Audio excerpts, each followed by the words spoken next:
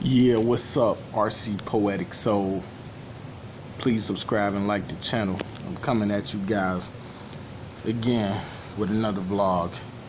And some of the most powerful words that I have ever heard were when Afeni Shakur told her son, Tupac Shakur, that they're gonna give you the tools you will need to destroy yourself.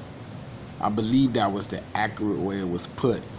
They told her, Afeni Shakur told her son that they're gonna give you the tools you need to destroy yourself with.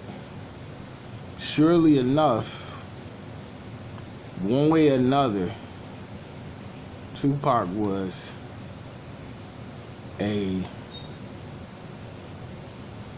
revolutionary, but surely enough, what I was gonna say, he was unfortunately going to probably meet this demise, and some things we just can't stop, like a runaway train. And even he knew that.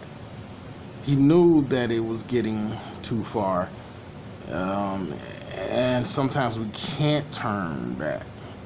Ultimately, I think what occurred, from my perspective, you gotta understand, I was probably just, I don't, like 13 or 12 maybe when he passed. I think I know where I was at, and I know what I was doing. I know everything like that. Try to buckle down on the age, but I think that he went a little bit. He pushed the envelope just a little bit too far. And this is my favorite artist, so I have heavy bias.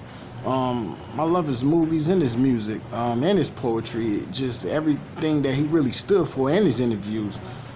But I think between alcohol, marijuana, fast women, fast cars, living a life, especially when he was around a whole lot of, I would say, over excessive exposures to the gang elements, things got real risky. The rap left the notebooks, the hip hop left the notebooks, and it spilled into something else it shouldn't have been. A beefing on wax shouldn't lead to two deaths, Tupac and Biggie. They shouldn't have died. I always say, and I always will forever say, that two grown-ass men should be able to work out their issues without killing themselves eventually. But, gangbanging mentality, it's IDGAF. They killing every day, and they ain't trying to work it out, and they don't want to work it out, and they want to see you dead. So that's how they set up.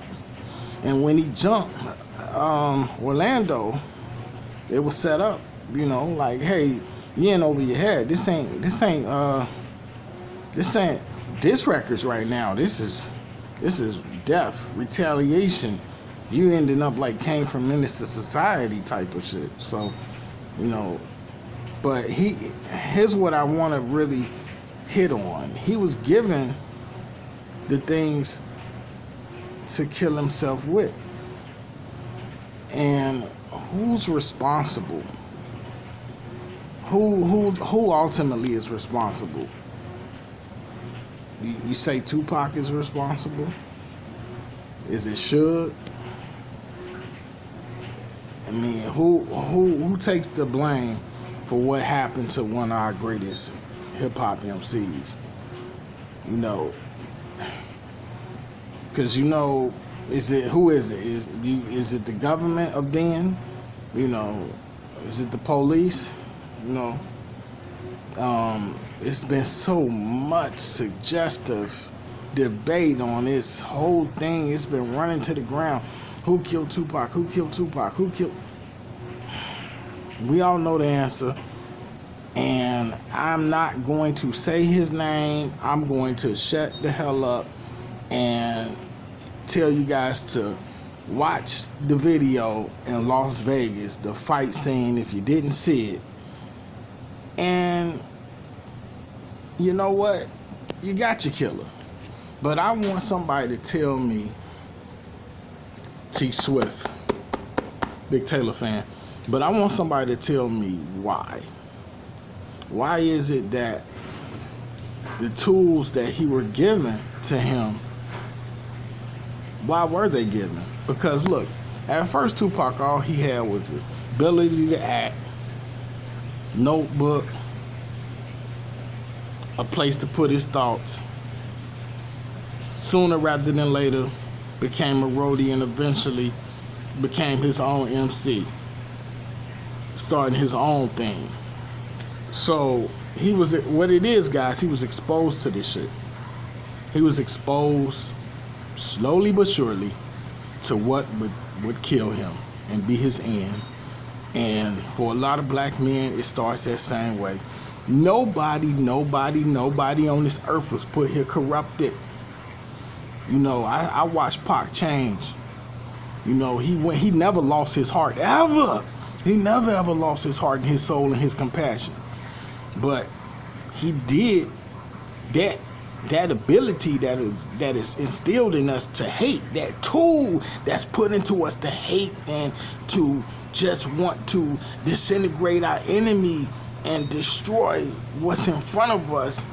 That anger that was laid before him, before he knew about it, and it built and it built, and it would continue to build.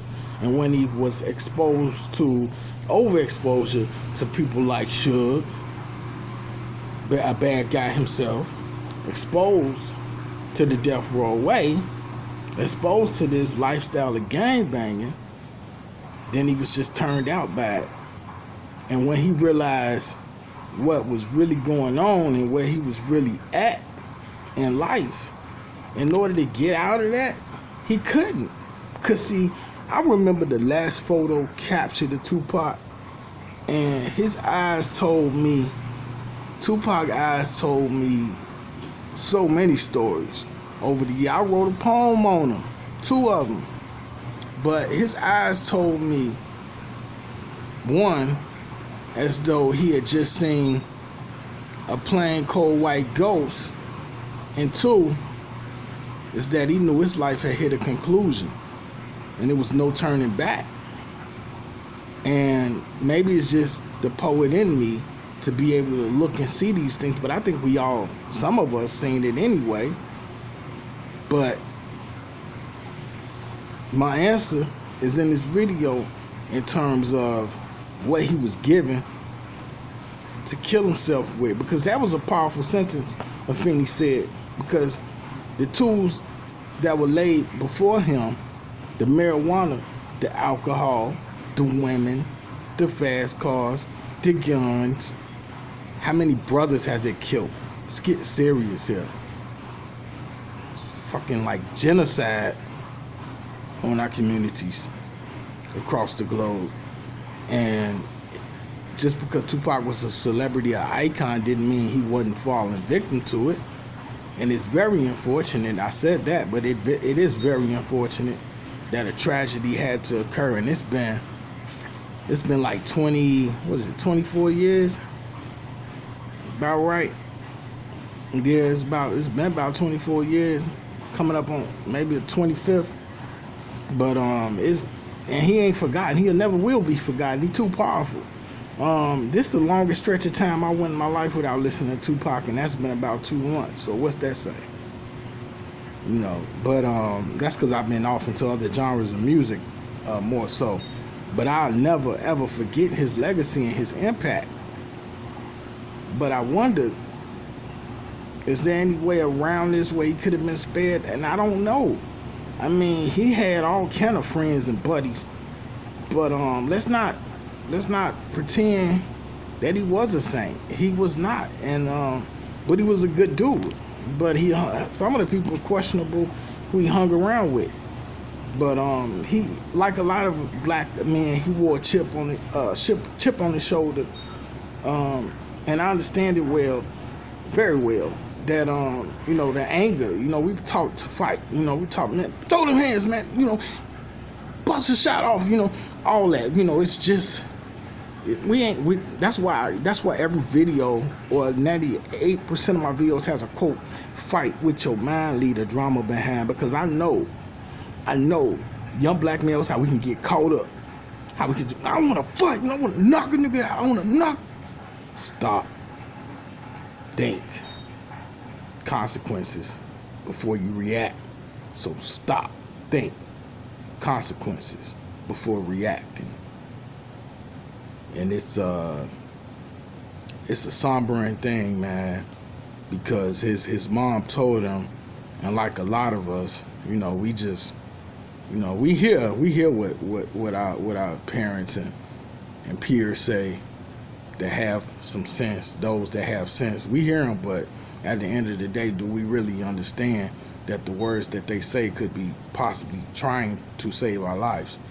And I miss Pac every day, so I just wanted to give my 2 cents on one of my favorite quotes out there, and just touch a little bit on how I feel about Pac and what he's went through, and what he did go through. I wish that he could have changed his circle, and I knew he would have, but he just never got the chance to do so, and that's very, very unfortunate. So rest in peace, Tupac. Rest in peace, Afeni Shakur. Thank you guys for blessing us with your gifts, and that's it for this video. Please like and subscribe. Hopefully you guys enjoyed this conversation about Tupac Shakur, and the tidbit about his mom with the quote, the powerful quote. Thanks. I'm out.